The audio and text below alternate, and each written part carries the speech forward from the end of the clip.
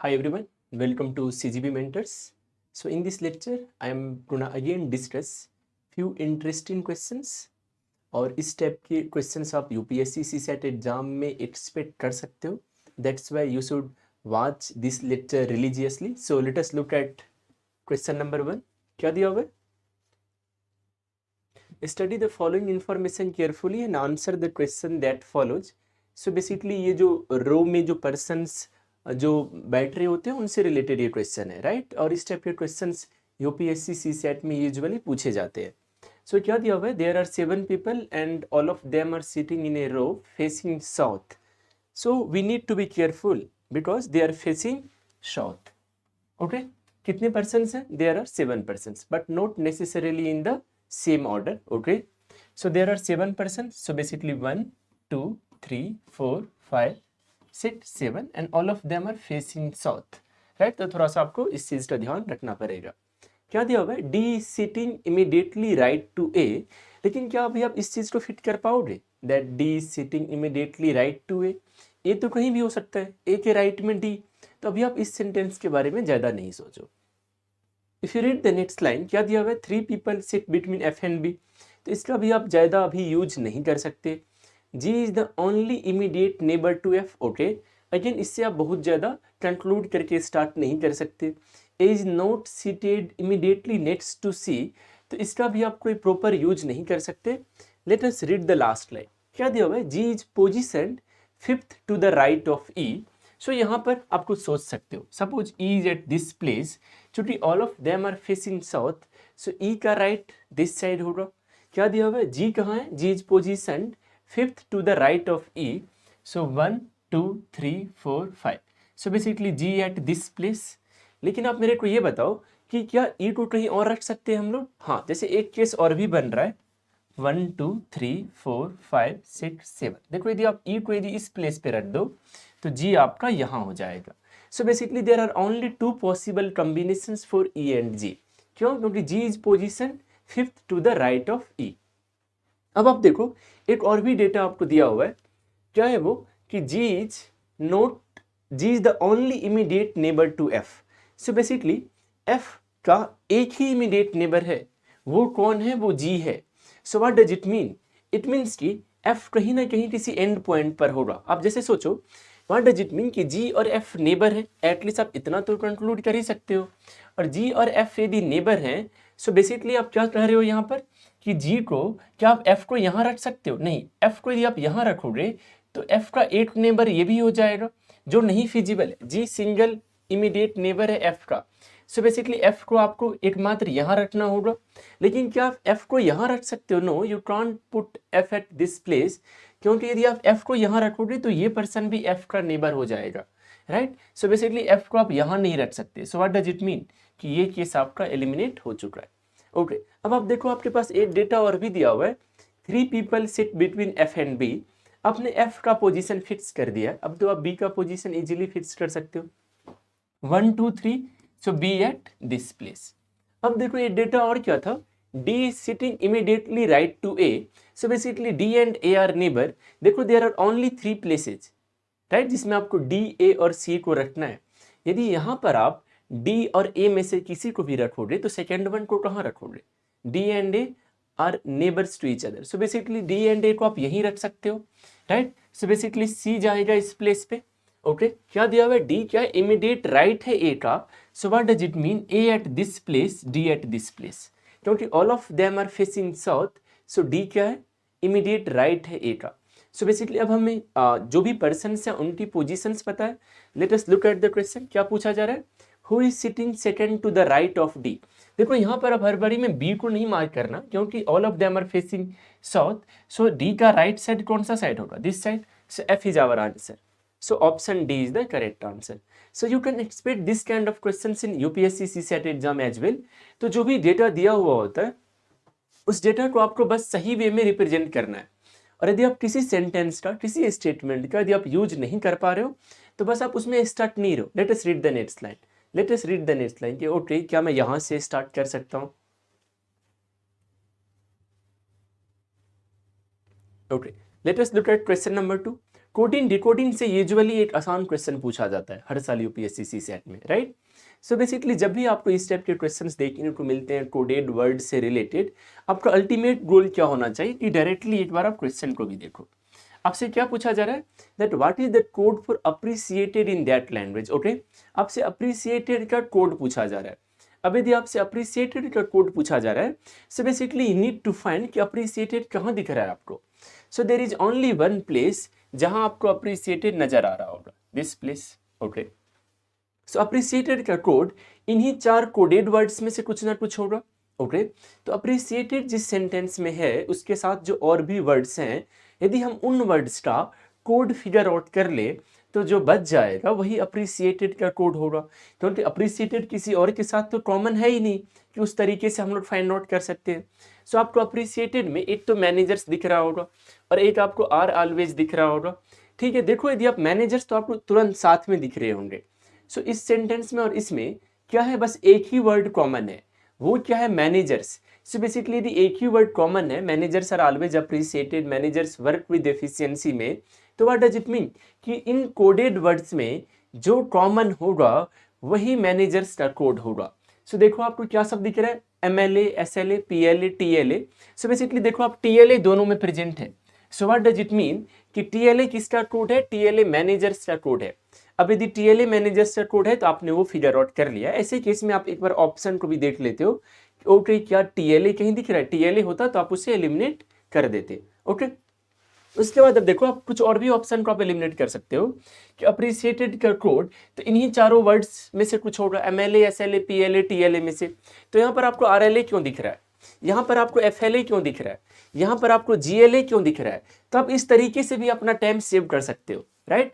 So that's why जब भी आप किसी क्वेश्चन को सॉल्व करो you should keep looking at the options. देखो इसे सॉल्व करने के लिए तो हमें कुछ और करना भी नहीं था, यहाँ पर इतना यदि आपको समझ में आ रहा है कि अप्रिसिएटेड का कोड इन्हीं 4 में से कुछ होगा, और तो ठीक है ऑप्शंस को देखो, RLA कहाँ है इन 4 में, ना ही FLA है, ना ही GLA है, ना ही MLA है, बस एकमात्र ही कॉमन है। तो आप इस तरीके से भी इजीली आंसर कर सकते थे। एक और भी तरीका है, यदि आप जो पहले हम लोग जिस मेथड को फॉलो कर रहे थे उसमें 2 वर्ड्स और कौन से, आर है और ऑलवेज है। If you look at this sentence and this sentence there are 2 words which are common, right. तो आप एक बार देख सकते हो कि आर ऑलवेज और आर ऑलवेज के लिए 2 कोडेड वर्ड कॉमन होना चाहिए। देखो आप late us look at these coded words, तो आपको दिख रहा होगा कि PLA और SLA जो है वो इन दोनों में प्रेजेंट है। हमें नहीं पता अभी, यदि आप इन्हीं 2 सेंटेंस को देखो कि आर और ऑलवेज का इनमें से किसका PLA है और किसका SLA है वो नहीं पता, राइट। बट आपको ये तो समझ में आ रहा होगा कि इन्हीं दोनों वर्ड्स का PLA और SLA है। सो बच गया वो किसका है, वो अप्रिसिएटेड का है। सो MLA is the correct answer. तो आप देख सकते हो, आप चाहो तो जो नॉर्मली एलिमिनेट करके भी बना सकते हो, लेकिन कभी कभी लकीली ऑप्शंस इस वे में दिए हुए होते हैं कि आप बिना सॉल्व किए भी बस थोड़े से ऑब्जर्वेशन के साथ you can answer that question quickly. वैसे यूपीएससी सीसेट कोई स्पीड वाला एग्जाम तो है नहीं, राइट। सो यहाँ पर आपको थोड़ा सा एक्यूरेसी मेंटेन करने का ज्यादा ट्राई करना चाहिए। ओके, अभी लास्ट कुछ ईयर्स में इनइक्वालिटीज से भी क्वेश्चंस पूछे गए हैं, राइट। और इनइक्वालिटीज से जो क्वेश्चंस पूछे जाते हैं यूपीएससी सीसेट में वो काफी ज्यादा आसान होते हैं। यदि आपका बेसिक्स भी क्लियर है तो you can answer those questions, right. So basically again जब भी आप इनइक्वालिटीज से रिलेटेड क्वेश्चंस को सॉल्व करते हो तो आप कहाँ, आपका सबसे पहला फोकस क्या होता है, आप डायरेक्ट कंक्लूजन्स को देखते हो, राइट। जैसे यहाँ पर 2 कंक्लूजन दिए हुए हैं। फर्स्ट कंक्लूजन क्या है, R इज ग्रेटर देन और इक्वल टू U। तो देखो ठीक है, आप एक नॉर्मल मेथड से भी इस क्वेश्चन को सॉल्व कर सकते हो। एक और क्या होता है कि यदि आपने ओपन गेट क्लोज गेट वाला कॉन्सेप्ट सब सीखा होगा तो उस तरीके से भी you can solve these questions.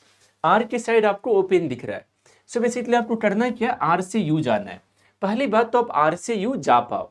देखो आप R से U जा सकते हो क्या, या you can go from R to A, then you can go from A to Q। देखो R के साइड ओपन है, राइट, लेकिन आप A से R नहीं जा सकते क्योंकि ये क्या है, क्लोज्ड है। और A इक्वल टू Q है, मीन्स दोनों साइड ओपन है, A से Q जा सकते हो, Q से A आ सकते हो। So R to A, A to Q, then you can go from Q to U। So basically you are able to go from R to U। उसके बाद कुछ और भी कंडीशंस होता है। पहला कंडीशन क्या होता है कि आप जा पाओ R से U तक। दूसरा कंडीशन क्या होता है, दूसरा कंडीशन सिंपली होता है कि whenever you have to deal with greater than और इक्वल टू, लेस देन और equal to, you can only accept these three sign between those elements, right. So basically on the way आप इन तीनों sign के अलावा कोई और sign को एक्सेप्ट नहीं कर सकते हो जब आपको ग्रेटर देन इक्वल टू या लेस देन इक्वल टू से आपको डील करना हो। एक और भी कंडीशन होता है कि इन दोनों में से कोई एक प्रेजेंट एटलीस्ट होना ही चाहिए, एटलीस्ट वंस इन दोनों साइन में से कोई एक प्रेजेंट होना चाहिए। अब देखो आर से जब आप ए पर जा रहे हो तो ग्रेटर देन साइन दिख रहा है, एंड मैंने क्या कहा है कि बस आप इन्हीं तीन साइन में से किसी साइन को एक्सेप्ट कर सकते हो। You can't accept this sign and you can't accept this sign. So यहाँ पर ये साइन है, what does it mean? You can't accept conclusion 1, what does it mean? Conclusion 1 is incorrect. Now let us look at conclusion 2। Conclusion 2 में क्या है? A is greater than N. A के side आपको open दिख रहा है, so basically we will try to go from A to N. So A कहाँ है अपना? ए को देखो आप, A is present at this place. So A से आप क्यों आ जाओगे? ए से आप आर नहीं जाओगे। वैसे भी ए से यदि आप आर जा भी पाते तो कहाँ ही जाते, राइट? इट तो डायरेक्ट क्लोज आप नहीं जा सकते, तो ए से क्यों आप जा सकते हो? Then you can go from Q to U, right? Then you can go from U to J, then you can go from J to N. So what does it mean? It means that you are able to go from A to N, right? और यदि आप A से N जा पा रहे हो, उसके बाद और भी कुछ कंडीशन है। पहला कंडीशन, आप एक एलिमेंट से दूसरे एलिमेंट तक यहाँ पर जा पा रहे हो, A से N तक आप जा पा रहे हो। सेकंड कंडीशन क्या है कि जब भी आप ग्रेटर देन या लेस देन वाले साइन से डील करते हो, जैसे यहाँ पर आप ग्रेटर देन वाले साइन से डील कर रहे हो, you can accept any sign between these two elements, right. लेकिन आपको ध्यान क्या रखना होता है कि इन दोनों साइन में से कोई एक साइन एटलीस्ट एक बार तो प्रेजेंट रहे ही। देखो आप ए से जब आप एन जाते हो, okay this is equal to, okay this is greater than और equal to, okay this is equal to, देखो यहाँ पर आ रही है लेस देन साइन, और इन दोनों साइन में से कोई एक साइन एटलीस्ट एक बार होना ही चाहिए था। सो what does it mean? It means that ये जो ए इज ग्रेटर देन एन है, that is correct. So the correct answer is option E, only conclusion 2 is true. So I will suggest you कि एक बार आप इनइक्वालिटीज के का कोई भी बेसिक शॉर्ट रिवीजन वाला वीडियो आप यदि देख लेते हो, you will be able to solve that one question from inequalities on the D-Day as well. So आप फोकस कर सकते हो inequalities टॉपिक पर भी to fetch that 2.5 marks. Okay, let us look at this interesting question. इस question को यदि आप देखोगे तो थोड़ी देर के लिए आपको लग सकता है कि शायद ये डिफिकल्ट क्वेश्चन है, लेकिन ऐसा नहीं है यदि आप केयरफुली ऑब्जर्व करो तो। देखो क्या दिया हुआ है, late p plus 2 equal to q minus 3 equal to r plus 4 equal to s minus 1, where p, q, r and s are natural numbers, and we have to answer which one of the following is the smallest number. So basically हमें smallest number identify करना है। अब जरा देखो, if we know that p plus 2 equal to q minus 3, that is equal to r plus 4, that is equal to s minus 1, right? So क्या हम इसे assume कर सकते हैं क्या कि this is equal to suppose k, this is equal to k, क्योंकि ये क्या है, ये सारे वैल्यूज इक्वल है। सो वी आर अज्यूमिंग कि सारे वैल्यूज किसके इक्वल है? के इक्वल है। अब क्या आप लिख सकते हो इसे p equal to K minus 2, p plus 2 equal to K है। So we can write p equal to K minus 2, then you can write q equal to K plus 3। Why? No, you have to deal with q minus 3 equal to k, so q equal to k plus 3, then you can write r equal to k minus 4, because r plus 4 equal to k, so r equal to k minus 4, then s minus 1 equal to k, so basically you can write s equal to k plus 1, right? So basically अब देखो आपके जो p, q, r और s हैं, इनके values k के terms में है। अब यदि मैं आपसे पूछूं कि आप मेरे को बताओ कि इन चारों में से कौन सा स्मॉलेस्ट नंबर है, p, q, r और s में से कौन सा स्मॉलेस्ट नंबर? अब तो आपके लिए बहुत ज़्यादा आसान है ये बताना, क्योंकि देखो आप ये जो q है ये k प्लस 3 है। देखो now let us look at these values. अब आपके लिए काफ़ी ज़्यादा आसान होगा, k minus 2, k plus 3, k minus 4, k plus 1।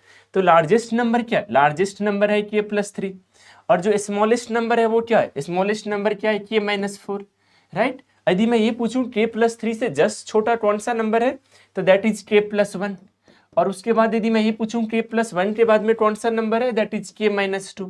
सो स्मॉलेस्ट कौन सा है? स्मॉलेस्ट है k माइनस 4, लार्जेस्ट कौन सा है? k plus 3। So what is our answer? k minus four smallest है, k माइनस फोर क्या है, आर है, सो R is our answer, right. तो देखो कुछ क्वेश्चंस ऐसे होते हैं जिनका अपीयरेंस थोड़ा सा लग सकता है कि नहीं ये क्वेश्चंस डिफिकल्ट है, लेकिन यदि आप थोड़ा सा बस शांत रह के सोचो, you will be able to figure out कि नहीं ये डिफिकल्ट नहीं है।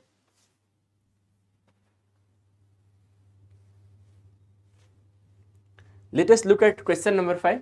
डेटा सफिशिएंसी से बहुत सारे क्वेश्चंस पूछे जाते हैं in UPSC CSAT exam.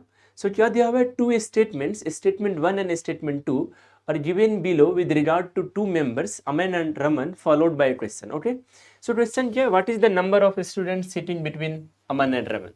So whenever we will deal with statement 1 या statement 2, our ultimate goal is to think about कि क्या हम लोग इसे फाइंड आउट कर सकते हैं।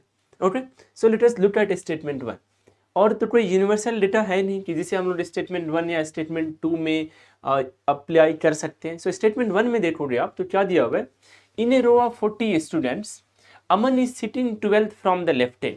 सो बेसिकली ये क्या है, यहाँ से देखो आप, अमन क्या है, Aman is sitting 12th from the left hand. Okay, अब यदि आप लेफ्ट हैंड से देख रहे हो, अमन 12th प्लेस पे है लेफ्ट हैंड से, टोटल नंबर ऑफ स्टूडेंट्स क्या है, वो 40 है। यदि टोटल नंबर ऑफ स्टूडेंट्स 40 हैं, so what does it mean, Aman के राइट साइड में कितने स्टूडेंट्स हैं, 28 स्टूडेंट्स हैं। वहीं पर आपको क्या दिया हुआ है कि Raman is standing 18th from the right hand. आपको ये समझ में आना चाहिए कि अमन की पोजीशन यदि लेफ्ट हैंड से 12th है, व्हाट डज इट मीन कि राइट हैंड में कितने स्टूडेंट्स हैं, there are 28 students. Okay, Raman की पोजीशन क्या है, राइट हैंड से 18th है। अब यदि रमन की पोजीशन राइट हैंड से 18th है, so basically we can assume कि रमन यहाँ है और रमन की पोजीशन क्या 18th है राइट हैंड से। ओके, अब यदि आपसे ये पूछा जाए कि अमन और रमन के बीच में what is the number of students sitting between Aman and Raman, देखो लेफ्ट से ये है 12th प्लेस पे, राइट से रमन है 18th प्लेस पे।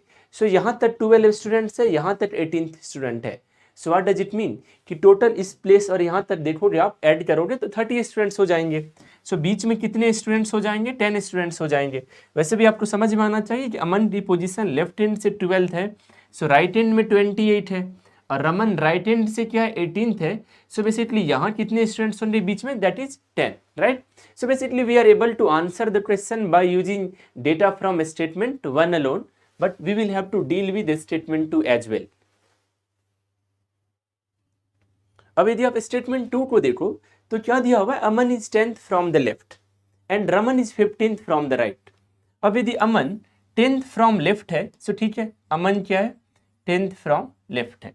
ओके, देन फर्दर क्या डेटा दिया हुआ है, Raman is 15th from the right. अब आप मेरे को ये बताओ, ठीक है आपको ये पता है कि रमन कहाँ है, Raman 15th from the right है, लेकिन क्या आपको कुछ भी पता है कि इस जो जितने स्टूडेंट्स बैठे हुए हैं उनकी नंबर क्या नहीं है। स्टेटमेंट 1 में तो दिया हुआ है कि there are 40 students in the row, but do we know the number of students sitting in the row from statement 2? No, we don't have access to that data.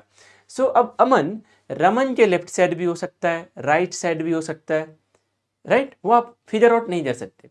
क्यों नहीं कर सकते, आपके पास एक्सेस ही नहीं है। That what is the total number of students sitting in the row when you look at statement 2?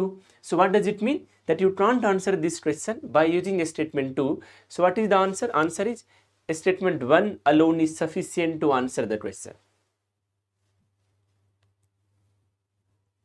सिलॉट से usually ये question पूछा ही जाता है यूपीएससी सीसेट एग्जाम में at least. So again let us look at these statements and let us try to create generic diagrams. So क्या दिया हुआ है, all trains are rivers. So basically all trains are rivers. Okay, ऐसा आप create करोगे, all trains are rivers, some rivers are houses. So basically आप ऐसा try create करोगे, सम रिवर्स आर हाउसेज। उसके बाद आपको क्या दिया हुआ है, all houses are lakes. So basically all houses are lakes, ऐसा कुछ क्रिएट करोगे। Now let us look at these conclusions. क्या दिया हुआ है, some lakes are trains. Okay, this is our lake, this is train, right. क्या दिया हुआ है, सम लेक्स आर ट्रेन्स। ठीक है, देखो यदि यहाँ पर लेक और ट्रेन में कुछ डिफाइंड रिलेशनशिप नहीं है, ऐसा हो सकता है कि लेक और ट्रेन में ओवरलैपिंग हो, ये भी हो सकता है कि लेक और ट्रेन में ओवरलैपिंग नहीं हो। ये हम लोगों ने जेनरिक डायग्राम बनाया है।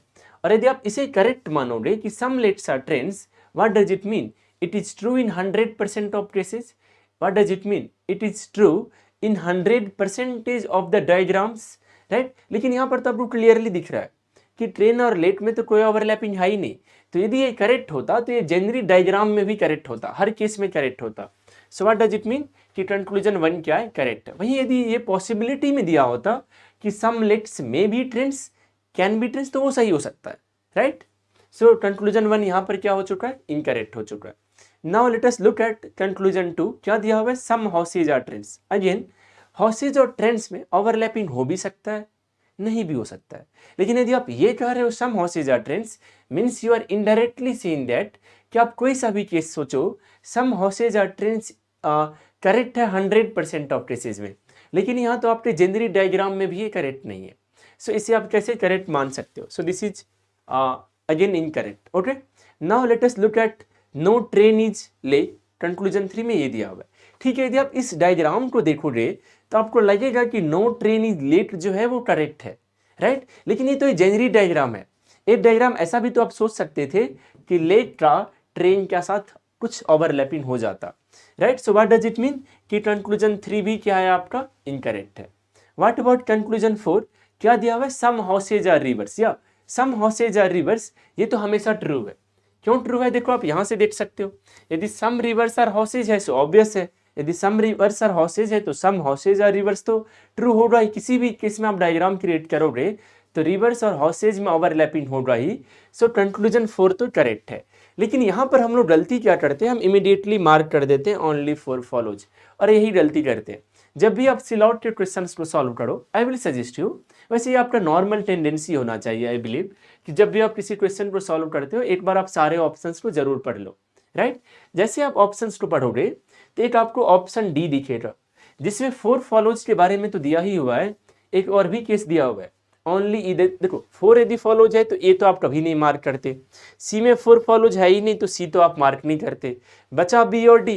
4 फॉलोज इसमें भी है, इसमें भी है, लेकिन इसमें एक केस और है, ओनली इधर 1 और 3। सो इधर 1 और 3 का क्या मीनिंग है, दिस वन और दिस वन। देखो यहाँ पर क्या है, एलिमेंट सेम है, लेट्स ट्रेंड्स दोनों में दिख रहा है, राइट। सम और नो के केस में क्या होता है, इधर और वाला केस जो है सो अप्लाई हो रहा होता है, राइट। सो इसलिए यहाँ पर क्या है, इधर 1 और 3 भी करेक्ट है, और आपका जो कंक्लूजन 4 है वो भी करेक्ट है।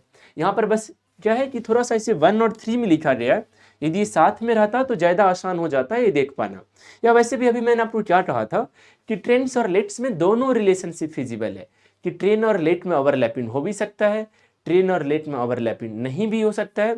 जब आप इसे इधर 1 और 3 करके सोचते हो तो आप दोनों केसेज को एक्सेप्ट कर रहे हो। That's why you have to answer only इधर 1 और 3 and 4 follows. Okay, let us look at question number 7। Number system से तो काफी सारे क्वेश्चंस पूछे जाते हैं in UPSC CSAT exam. So क्या दिया हुआ है, on Republic Day sweets were to be equally distributed among 450 children, but on that particular day 150 children remained absent, thus each child got 3 sweets extra. How many sweets did each child get? अब इस type के questions को there are multiple ways.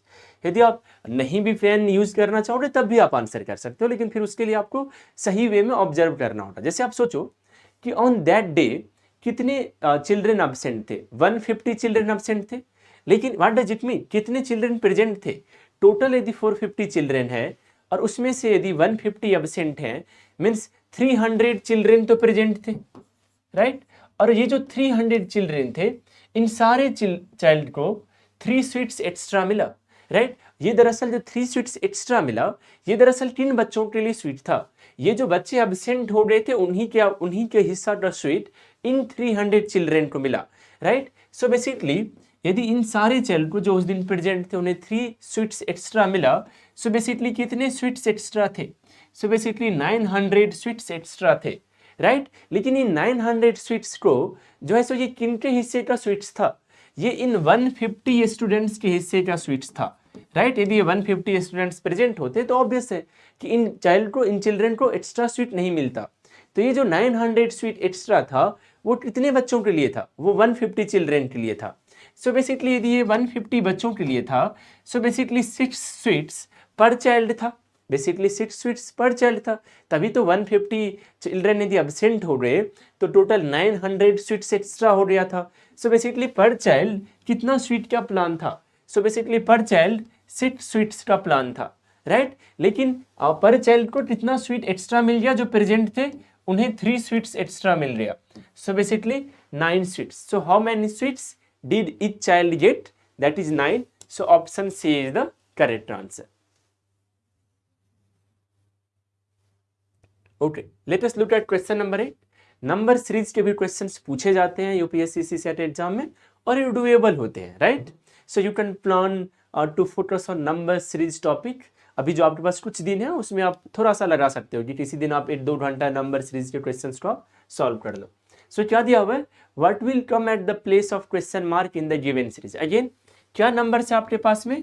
14, 526, 183, then 399, then 274 and missing element. Okay, अब यदि आप देखो ये numbers increase हुए फिर डिक्रीज, इंक्रीज डिक्रीज, और ये बहुत तेजी से बढ़ घट नहीं रहे. सो व्हाट डज इट मीन कि शायद एडिशन सब्सट्रैक्शन वाला कुछ केस है. आई हैव टोल्ड यू कि मोस्टली डिफरेंस से क्वेश्चन सॉल्व हो जाते हैं, नहीं तो कुछ पैटर्न होता है जो आपको क्लियरली विजिबल होता है. कई बार तो ऐसा भी होता है. लेकिन यदि आपको कुछ भी पैटर्न क्लियरली नहीं विजिबल दिख रहा है तो एक बार के लिए तो आपको डिफरेंस फाइंड आउट करने के बारे में सोचना ही चाहिए. अब देखो यदि आप यहाँ पर डिफरेंस फाइंड आउट करना चाहोगे तो आपको क्या दिखेगा? +512, 14 + 512 इक्वल टू 526. अब जैसे आप 512 देखते हो क्या आपके माइंड में इमीडिएटली आता है दैट 512 8 का क्यूब है? यदि आता है तो फिर आपका काम आसान है, नहीं आता है तो फिर थोड़ा सा परेशान होने की चीज़ है कि ठीक है फिर आप आगे डिफरेंसेस फाइंड आउट करोगे, शायद उसके बाद आपके माइंड में कुछ क्यूब वाला कॉन्सेप्ट आएगा. अब देखो आप यहाँ पर जो 526 183 है तो ये तो नंबर डिक्रीज हो चुका है. सो ऑब्वियस है कितने का डिक्रीमेंट है? सो बेसिकली यहाँ पर आप देखो ये 343 का डिक्रीमेंट है. 526 - 343 करोगे आप तब जाकर के आपको 183 मिलेगा. क्या आपको समझ में आ रहा है कि 343 किसका क्यूब है? 7 का क्यूब है. क्या आपको समझ में आ रहा है कि 512 किसका क्यूब है? 8 का क्यूब है. यदि आप इमीडिएटली यदि आप क्यूब स्क्वायर ये सब याद रखते हो तो थोड़ा सा काम आसान हो जाता है जब आपको नंबर सीरीज के क्वेश्चन से डील करना होता है. अगेन यहाँ पर क्या हो रहा है? +216 हो रहा है. अब तो ये और क्लियर हो गया कि यहाँ पर ये जो कंजिक्यूटिव नेचुरल नंबर्स हैं उन्हीं के क्यूब के साथ कोई रिलेशन है और प्लस माइनस अल्टरनेटिवली होते जा रहा है. यहाँ पर क्या है? This is -125. अब देखो ये क्या है? दिस इज +8 का क्यूब, दिस इज -7 का क्यूब, दिस इज +6 का क्यूब, दिस इज -5 का cube, right. So what does it mean? कब यहाँ पर आगे क्या होगा? ये क्या है? +512 -343 +216 -125 प्लस माइनस अल्टरनेटिवली हो रहा है. सो यहाँ पर तो प्लस होगा ही. ये 8 का क्यूब है, 7 का क्यूब, 6 का क्यूब, 5 का cube, then what does it mean? This is 4 का क्यूब. सो बेसिकली ये क्या है? +64. So 274 + 64 means what? This is equal to 338. So what is the missing element? The missing number is 338. So option D is the correct answer.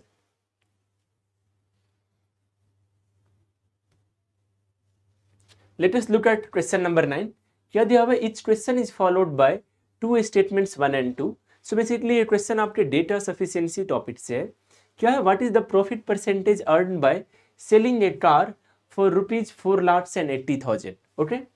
So basically आपको profit percentage के बारे में सोचना है कि can we find profit percentage by using statement 1, by using statement 2. और आपको क्या पता है यूनिवर्सल डेटा क्या है आपके पास कि सेलिंग प्राइस क्या है? सेलिंग प्राइस है 4,80,000. ओके, अब यदि आप देखो late us look eight statement 1. क्या है statement 1? The amount of profit earned on selling the car was ₹2 lakh. So basically statement 1 आपको क्या डेटा दे रहा है? स्टेटमेंट 1 आपको बता रहा है कि प्रॉफिट कितने रुपए का है. प्रॉफिट कितने रुपए का है? प्रॉफिट है 2,40,000 का. प्रॉफिट कितने रुपए का है? 2,40,000 का है. और आपको प्रॉफिट परसेंटेज के बारे में सोचना है. आपको प्रॉफिट परसेंटेज के बारे में सोचना है. देखो क्वेश्चन में क्या है कि profit percentage, what is the profit percentage, right. So basically profit percentage कैसे फाइंड आउट करते हो आप? Profit into 100 divided by cost price ही तो करते हो आप, राइट. सो बेसिकली यहाँ देखो आप कि ये जो profit divided by cost price करोगे आप इंटू 100 करोगे, या दूसरे शब्दों में यदि मैं आपको कहूँ तो प्रॉफिट परसेंटेज क्या होता है कि प्रॉफिट कॉस्ट प्राइस का कितना परसेंटेज है, मीन्स प्रॉफिट यदि कॉस्ट प्राइस का कितना परसेंटेज है वही प्रॉफिट परसेंटेज होता है। So basically profit divided by cost price into 100 ही तो लिखोगे आप। जब सेलिंग प्राइस है 4,80,000, प्रॉफिट है 2,40,000, तो क्या यहाँ से आप कॉस्ट प्राइस फाइंड आउट कर सकते हो? कॉस्ट प्राइस के लिए क्या करोगे आप? Selling price minus profit. So basically 4,80,000 minus 2,40,000 that is equal to 2,40,000, right. So यहाँ पर जो प्रॉफिट है वो क्या आ जाएगा? Profit is 2,40,000 divided by 2,40,000 into 100. So this is equal to how much? This is equal to 100%. So profit percentage क्या है? प्रॉफिट परसेंटेज है आपका 100% यदि आप स्टेटमेंट 1 की हेल्प से फाइंड आउट करोगे तो। वैसे आपको प्रॉफिट परसेंटेज फाइंड आउट करने का कोई नीड होता नहीं है। जैसे आपको पता चलता है सेलिंग प्राइस ये है, प्रॉफिट ये है, you should be able to think कि कॉस्ट प्राइस तो निकाल लेंगे, वो निकल जाएगा तो फिर प्रॉफिट परसेंटेज निकल जाएगा, राइट। प्रॉफिट परसेंटेज जैसे आप फिगर आउट कर लोगे फिर आपको कोई एग्जैक्ट डेटा तो पूछा नहीं जाता है। So what does it mean? You are able to answer the question by using statement 1 alone. Now what about statement 2? यदि आप स्टेटमेंट 2 पर फोकस करोगे तो देखो यहाँ पर क्या दिया हुआ है, the selling price of the car was twice the cost price, और एक यूनिवर्सल डेटा ये भी है कि सेलिंग प्राइस ये है 4,80,000। लेकिन आप देखो यदि आपको ये दिया हुआ है कि सेलिंग प्राइस क्या है, कॉस्ट प्राइस का ट्वाइस है। सो बेसिकली कॉस्ट प्राइस यदि 100 रुपीज होगा, सेलिंग प्राइस 200 है, मीन्स प्रॉफिट 100 रुपीज है। मीन्स यहाँ से तो आप इजीली कह सकते हो यदि आप ट्वाइस पर बेच रहे हो मीन्स प्रॉफिट परसेंटेज 100% है। तो आप इस डेटा सबको नहीं भी यूज करोगे तब भी आप आंसर कर सकते हो। So what does it mean? That क्या हो जाएगा answer? Option C, if the question can be answered by using either 1 और 2 alone. Now let us look at question number 10. क्या दिया हुआ है? After scoring 98 runs in his 19th innings, a cricketer's average score increased by 4 runs. What is his new average after the 19th innings? So basically अब इस question को solve करने के बहुत सारे मेथड है। I am gonna discuss both methods. एक जो बेसिक वाला मेथड है वो, एक जो शॉर्टकट से आप कर सकते हो वो भी। अब यदि सोचो आप, यदि आपसे ये पूछा जा रहा है कि न्यू एवरेज, सबसे पहले मैं बेसिक मेथड से बता देता हूँ कि न्यू एवरेज आपको बताना है आफ्टर द 19th इनिंग्स, तो आप ये अज्यूम कर सकते हो क्या कि 18 इनिंग्स तक एवरेज स्कोर क्या था। लेट अस अज्यूम कि 18 इनिंग्स तक एवरेज स्कोर था x। अब यदि 18 इनिंग्स तक एवरेज स्कोर था x, मैं आपसे पूछूं कि 18 इनिंग्स में कितना टोटल स्कोर था उस क्रिकेटर का, तो you should be able to answer that is 18x। अब देखो आप 19th इनिंग में ही scored 98 runs, so 18x plus 98, right, क्योंकि 18 इनिंग्स तक क्या है x एवरेज है, सो टोटल रन क्या है 18x है। 19th इनिंग में कितना स्कोर करता है 98 करता है, राइट। सो बेसिकली अभी यदि आप क्या सोच रहे, अब आप 19 इनिंग्स तक का क्रिकेटर का स्कोर सोच रहे हो, सो टोटल कितना इनिंग्स है दैट इज 19। टोटल कितना स्कोर है 19 इनिंग्स तक 18x plus 98, right, and that is equal to what. अब आपका क्या है, ये क्या बताएगा आपको, ये आपको एवरेज बताएगा। Average score increases by 4 runs, so that is equal to x plus 4। अब यदि आप इस इक्वेशन को सॉल्व कर दो by doing cross multiplication, you can answer. लेकिन एक मेथड और भी है जिस मेथड से आप आंसर कर सकते हो। अब देखो एवरेज स्कोर कितने से बढ़ा है, 4 रन से बढ़ा है। मैंने आपको बताया है एवरेज के टॉपिक में कि एवरेज स्कोर यदि 4 रन्स बढ़ चुका है, व्हाट डज इट मीन कि ये जो 4 रन्स है टोटल इनिंग्स जो पहले थे वो भी और जो बाद में ऐड हुआ है वो भी सब में डिस्ट्रीब्यूट हुआ है। सो बेसिकली जो पहले हैं और जो बाद में है टोटल कितना है, ऐसा टोटल 19 इनिंग्स है, तो ये जो 4 रन्स है ये सब में डिस्ट्रीब्यूट हुआ है। सो बेसिकली आपको समझ में आना चाहिए कि टोटल रन्स कितना बढ़ा, 19 into 4 that is equal to 76 runs, right. What does it mean कि 76 रन्स एक्स्ट्रा बना था जब 19th इनिंग्स में था जो पहले वाले एवरेज से, right. So basically 98 minus 76, right, that is equal to 22। जरा मैं एक बार फिर से यदि इसे आपको एक्सप्लेन कर दूं तो क्या दिया हुआ है कि एवरेज स्कोर बढ़ गया 4 रन से। एवरेज स्कोर यदि 4 रन से बढ़ गया मीन्स सारे इनिंग्स के लिए 4 बढ़ा। टोटल कितना इनिंग्स है 19, सो 19 इंटू 4 इक्वल टू 76 मीन्स ये जो 76 है राइट। यदि आपको थोड़ा सा याद होगा तो 76 डिवाइडेड बाय 19 इक्वल टू 4, जो गैप आता है जब कोई न्यू एंटिटी की एंट्री होती है उसका एवरेज से जितना ज़्यादा होता है वही डिस्ट्रीब्यूट होता है सब में, और उसमें जब आप उसे डिवाइड करते हो टोटल नंबर ऑफ एंटिटीज से तो वो जो आता है वही एवरेज में इंक्रीमेंट या डिक्रीमेंट लाता है, राइट। सो ये 76 का है तो 76 का इंक्रीमेंट है एवरेज स्कोर से। 19th में कितना स्कोर किया है 98, so 98 minus 76 equal to 22। So what does it mean 18 innings तक एवरेज स्कोर क्या था 22 था, और वहां पर 19th इनिंग के बाद एवरेज स्कोर कितने से बढ़ गया 4 से बढ़ गया। So 22 plus 4 equal to 26। So 26 is the new average after the 19th innings. So option B is 26।